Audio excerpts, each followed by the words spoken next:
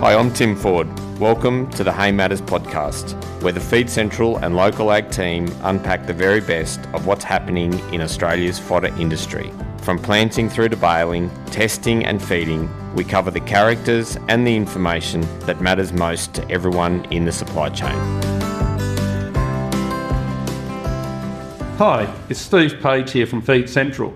Today on our podcast, I'm welcoming Ken Cunliffe from AgEtal to talk to us about the seed testing for planting seed, and also we're going to touch base on the Prussic acid and nitrate testing in samples from paddock and in hay. But today, Ken, could you start off and tell us a little bit about yourself and about the business and what motivated you to get going? Sure. Thanks, Steve. I grew up on a farm in another continent many years ago, and I grew to love the industry then. Of course, times have changed, and in that particular country, farming became almost untenable. And so I started off my early career, did a degree in ag, then went and worked in the seed industry, and I've basically been in the seed industry ever since 1985. During my university holidays, I worked on a few farms. They were all seed production farms, so I had a really good grounding in seed. And then I did a lot of research and breeding. And this was in Australia? No, that was in Zimbabwe, actually. But I carried on over here. I found breeding here was a little bit different. It was very much data-driven and not driven by the art of breeding, and I think it's important that they have a blend of both. So eventually I found my feet in seed testing. Initially I worked for a company in Toowoomba. They closed doors, and ultimately I decided, well, it was important to keep our customers that we had here going and satisfied with what their seed testing needs. And how long ago was that? That was about 12 years ago that we started up. And it's a family operation? It's a family operation. My wife and I are directors. I consider my staff family as well. We started off with just me, and now we've got 20 staff. Right, okay. And just based, your office is in Toowoomba? Yes, we're based in Toowoomba completely. We did have one of our staff working from home in Canberra. She's now moved to Toowoomba, thankfully. Right, okay. And so the business originally started just with the seed testing for planting seed? Yes, it was originally just seed testing.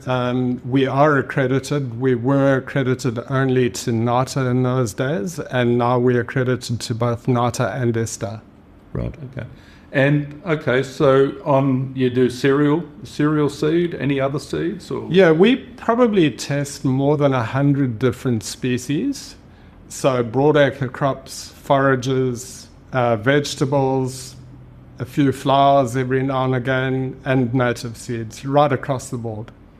So can you just explain to our listeners the importance of doing this seed testing when they're getting their grain ready, or they've got the grain in the silo and they are selecting it for planting? Sure.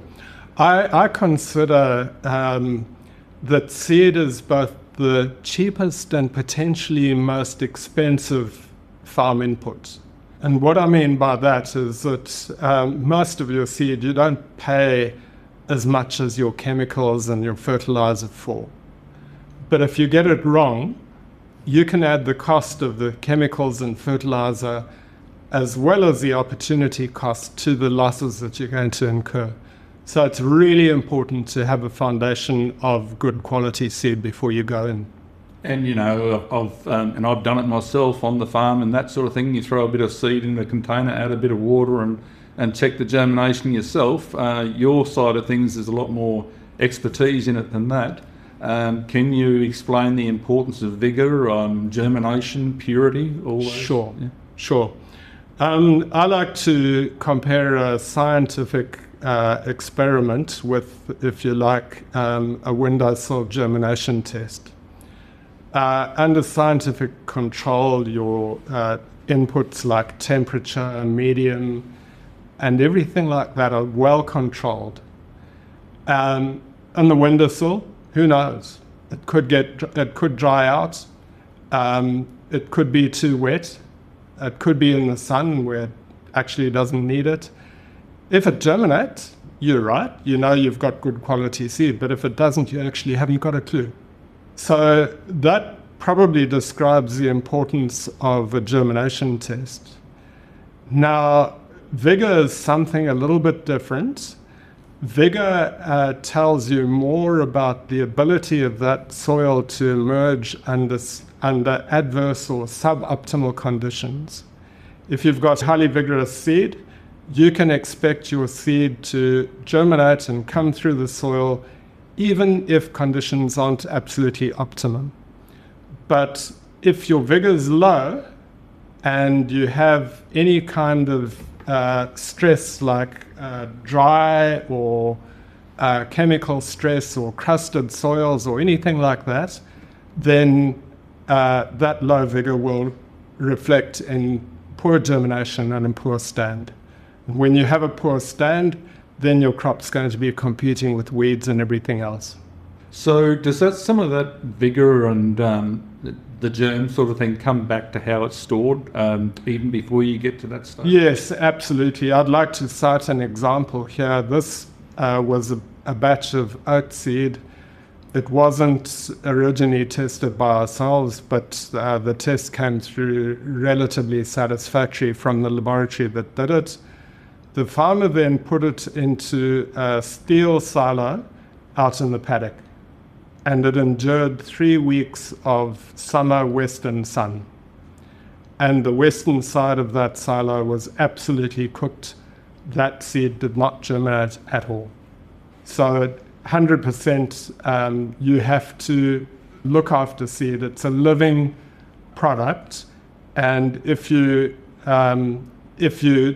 impose any kind of this heat stress, moisture stress, time stress as well, those are the three main enemies, and also pathogens, insects and pests as well. They can very, very rapidly turn your seed from a really high quality product into a disaster. So even going back a little bit further, going back to the harvest of the season before, and you've got the headers in the paddock and that, and you're thinking to yourself, well, I'd like to keep some of this grain for next year's seed. What are you looking for in that grain in the paddock standing? Are you looking for, what are your priorities when you're looking for that? Depending on what your crop is, I think it's really important to get your harvest time right. So, for example, with grass seeds, grass tends to shatter a bit, and you need to allow that grass seed to mature enough, but not to shatter. So timing is absolutely essential. The other really critical factor with any farm-saved seed is to make sure that your moisture is low enough to be able to be stored safely. If it's not low enough, you need to dry it down, and you need to dry it down safely as well, because any heating, any further exposure to moisture can deteriorate that seed very rapidly. Yeah, but you don't want to cook it in the dryer either. No, you don't. You've got to dry it cool, very cool. Yeah. So the testing that you're doing, you're looking at seed size, weights, all that type of thing. That comes back in the report that you supply, so that people have an idea of what their planting rates with their planting rates. And we can do that. It's not a matter of course that all seed tests have that. Common seed tests are germination, purity, 1,000 seed weight, vigor, and another one, tetrazolium. Tetrazolium is a viability test that can be done in 24, 48 hours. Ken, how long does it take you to do a seed test on, if we send a sample of seed in, how long does it take you to do the full germ and vigor test and everything like that? It depends very much on the species, Steve. The shortest species that we have can be done in about 5 or 7 days. That would be something like canola. That's very quick. On the long end, you're looking at 28 days for buffel and some of the other tropical grasses. Vigour test the same as a germination test. Your purity test we can get done basically within 24 hours. If you need a viability test quicker than the 7 days or 28 days, we can do a tetrazolium test and have the result within 24 to 48 hours. And accuracy on that? The tetrazolium test is very well correlated with the germination test.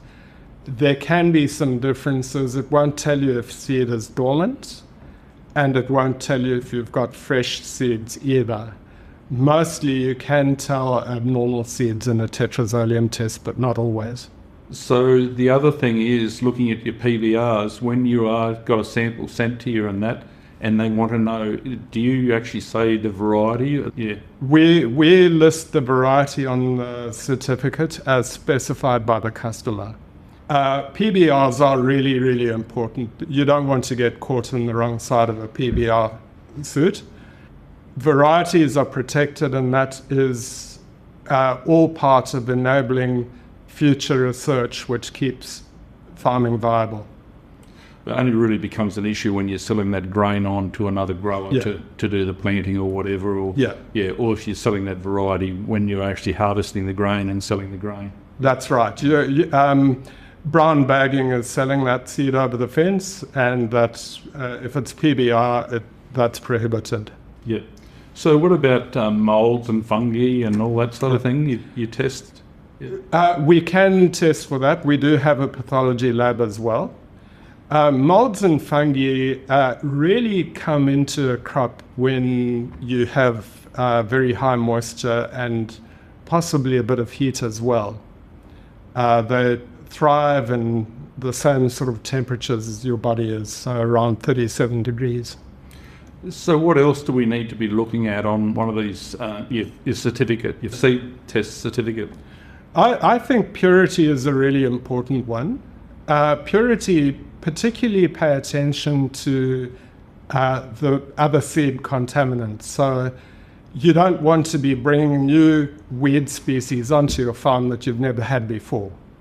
It's impossible to completely clear any batch of the seed of weed seeds, but they should be listed in your purity certificate if it's there.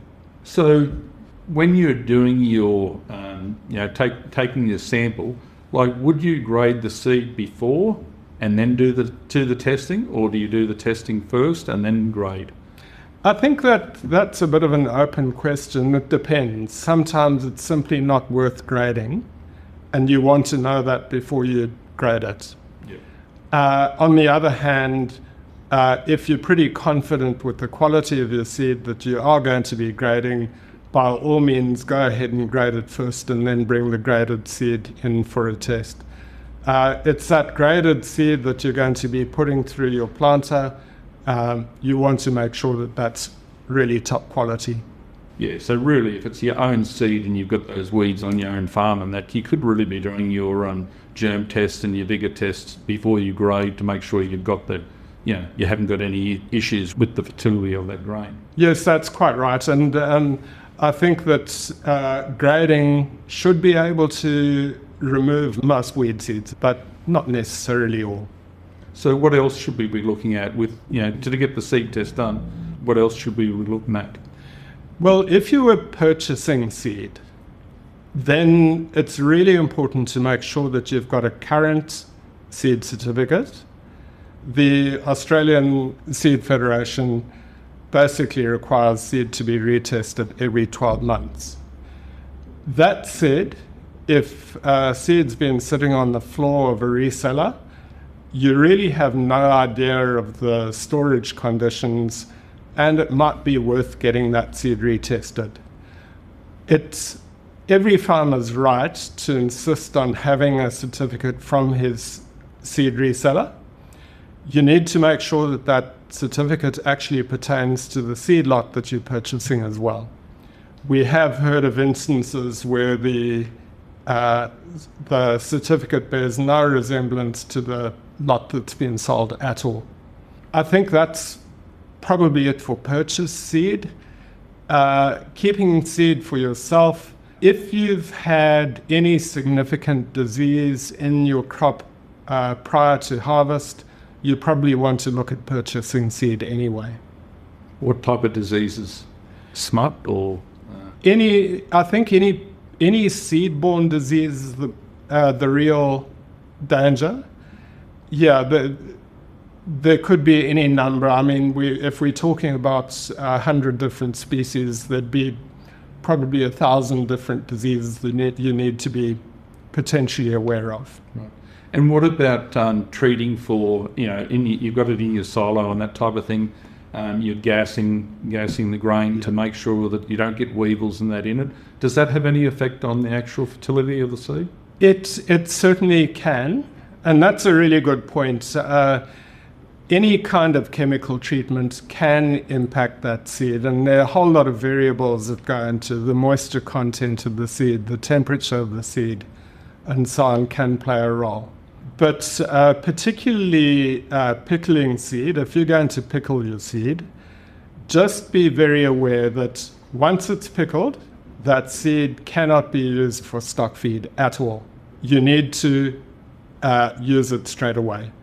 The other thing is that pickling chemicals can also impact seed quality as well. They may serve a purpose, but bear in mind the danger as well. Yeah. And what about seed coatings, different seed coatings? What are your thoughts on those? The main reason that seed is coated is so that it goes through the planter effectively. And you're largely talking about your fluffy seeds like Rhodes grass and buffel and that kind of thing. I personally don't believe there's a great need to coat seeds that are good and solid and have got integrity about them. Some of the companies that do it believe that it puts some nutrients and chemicals that are going to protect that seed in close contact with that seed. That's debatable. I would always weigh that up against the danger of the chemicals that are there. With Feed Central's Local Ag, you can connect with farmers and suppliers across Australia, increasing your market and ensuring you get the best deals wherever you are. List your machinery, livestock, feed and more for free, and take advantage of Local Ag's safe and secure payment system, CheckVault, to ensure all of your transactions are protected. Feed Central's Local Ag is providing Australian farmers with trusted connections and transparent trading. We might move now on to the prussic acid and the nitrate testing. You assisted Feed Central and made the in-field testing kit for us, which is a huge thing that's going on at the moment with the drier season. Can you fill us in a little bit on that and how you came to making that, and also the issues that graziers face with prussic acid and nitrate? Sure. Well, Tim from Feed Central approached me a number of years ago and asked if we could develop a test for prussic acid and for nitrates. I'm always up for a challenge, and we took it in our stride and we did it, and I think we've come up with a result that's fairly effective. The danger of prussic acid is that it's unseen, and it can accumulate in your forage crops, and particularly forage sorghum, and then when you put your stock into it, they can go down very, very quickly. So under what conditions does it form in the plant? It's mainly under stress conditions. So particularly drought, your prussic acid levels can build up a lot. And frost can cause it also? I think any stress. Any stress. I think even insect predation, and if you've got significant outbreak of fall armyworm, that can probably lead to an accumulation of prussic acid as well. Nitrate's a little bit different. Nitrate accumulates, basically it's taken up from the soil mainly as the fertilizer input that you put there. And again, it can come about when you've had a drought, when that plant's taken up the nitrate, but it hasn't had a chance to use it. And so you might have had a really good early season, it's taken up all that nitrate, and then it's just sitting there waiting in the plant to be converted into yield. That doesn't happen. It sticks around as nitrate, which is very toxic to animals as well. And I understand very similar symptoms to prussic acid toxicity as well. Can you explain some of the symptoms that you'd see in a beast? I think your animals go down. I think you'd have frothing at the mouth. You'd probably have a bit of muscle spasms, jerkiness and that kind of thing. Yeah, it can be very quick, can't it? Yeah, very, very quick. Yeah. And if you're cutting that crop for hay production, do the nitrates and the prussic acid stay in the hay? Nitrate certainly sticks around in the hay. Prussic acid over time can dissipate. That time is an open question. How long? I think the only way you're going to find that out is by testing it. Yeah. And like these kits that you've made are fantastic for giving you a very quick result. If we're going to go to a lab and it can take up to 10 days, but it gives you the level, do you have much experience with those testing in the giving in the levels? I don't have a lot of experience with the levels, but I think it is an important question because it's interpreting that quick test on farm. And my advice there is if you get a positive, because it really is only a qualitative test, if you get a positive on either the prussic acid or the nitrate, then either keep your livestock off it or send the product in for a lab test and wait for the results before you put any animals in. Yeah, the 10 days is the big hassle, isn't it? Because and particularly if you're under stress for feed, absolutely. Yeah, and the other thing is, like, it could change in that 10 days from one test to the other. That's why I love the in-field test, because it's so quick. And you can, there's 10 tests I think we've got in each kit, and you can walk across the paddock and do 10 different inspections of it across there, or even spread them out over a different time period. So no, that the kit is fantastic for that, but it just doesn't give you the levels, which is a pity. Kit. So any chance of ever being able to do that quickly? I think the probably a quantitative test, not much likelihood of getting it done quickly. I think the equipment to do that probably fairly expensive as well, so we haven't looked in it. Right, okay. So what other innovations or research projects you got coming in the system? What's happening on your side of it? Well, we have been working again with Feed Central on a test for oxalates. That's for the equitation industry. Some species, particularly Soteria and then a lot of leafy greens, can carry high levels of oxalate, which can lead to calcium deficiency. So we've got that test up and running. We just need to get it out there. We have developed an on-farm test for ratoon stunting disease in sugarcane, which is being taken up fairly well up in the north. That's a disease that is transmitted through basically contaminated equipment from field to field. That's working quite well. The big market, of course, for that isn't in Australia, it's elsewhere. I think Brazil's got 40% of the world sugar market. We've recently started processing seed in a small way, and I'm talking about your early generation material, where we've got a capacity of doing lots of up to about 2 tons, and making sure that we do a very, very good job there. We're starting to incorporate AI into some of our lab processes. One as a tool for seed identification. That'll help particularly our junior analysts to identify seeds at least to a basic level, and that'll get them on the road to seed ID very quickly. So how's that? Is that passing the seed underneath the camera, or? It goes under camera, and then the AI is trained to. We've got about 2,500 species in our collection, and ultimately we're hoping to be able to identify quite accurately any of those 2,500 species. Right. And then another thing we're looking at is an AI optical sorter to assist with our purity testing, and it'll speed up purity testing. For example, a Rhodes grass can take you nearly an hour, and if we can reduce that to 10 minutes, that's a massive saving in labour. All right. Thanks, Ken. Thanks for your time today, and thank you, listeners, for listening to the latest Hay Matters podcast.